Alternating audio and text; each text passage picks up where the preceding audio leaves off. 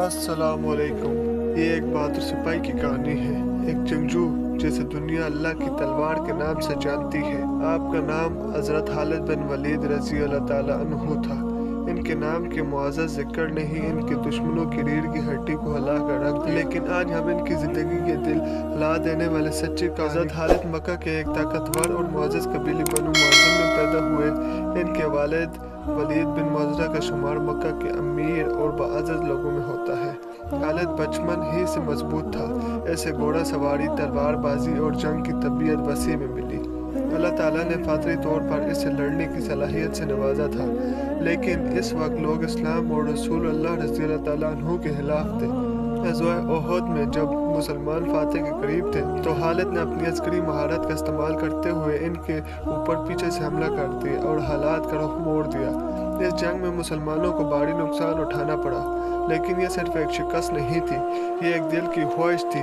इस दिन की तमन्ना जब अल्लाह ने अपने दीन की सबसे बड़ी फातह बनाई। वक्त गुजरता गया, लेकिन खालिद के दिल में एक अजीब सी ही बेचैनी बढ़ी गई। ऐसे महसूस होने लगा कि जिस सच्चाई को मैं रोक रहा हूँ वो बहुत अलग है। एक दिन वो मदीने की तरफ रवाना हुए।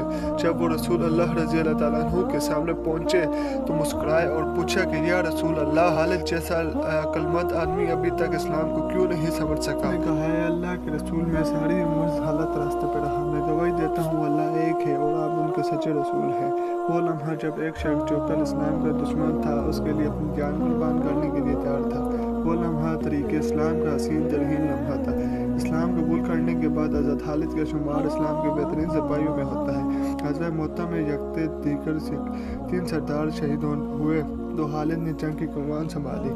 एक तरफ हज़ारों दुश्मन थे और दूसरी तरफ चंद मुसलमान। लेकिन खालिद की बहादुरी और अल्लाह की मदद से न सिर्फ मुसलमान बच गए बल्कि अपने दुश्मनों को पीछे हटाने पर मजबूर कर दिया। इसके बाद हज़रत मोहम्मद सल्लल्लाहु अलैहि वसल्लम ने आपको जो लक़ब अता किया वो तरीक़ अरूक में महफूज है।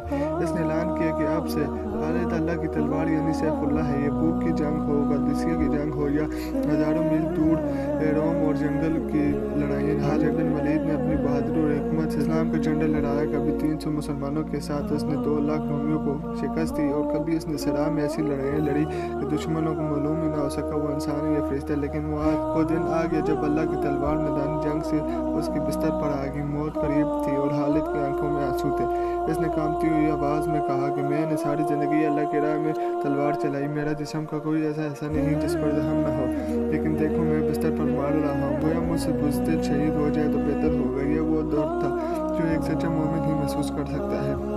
वो चाहता था कि उसकी आखिरी सांस मैदान जंग में हो, लेकिन अल्लाह की मर्जी और थी। खालिद बिन वलीद इस दुनिया से रुखसत हो गया, लेकिन सैफुल्लाह आज भी जिंदा है। हर उस दिल में जो अल्लाह और उसके रसूल से मोहब्बत करता है। इनकी बहादुरी, इनका ईमान और इनकी कबूलियत हमें सिखाती है कि जब भी सच्चाई को समझा जाए तो उसकी पैरवी की जाए।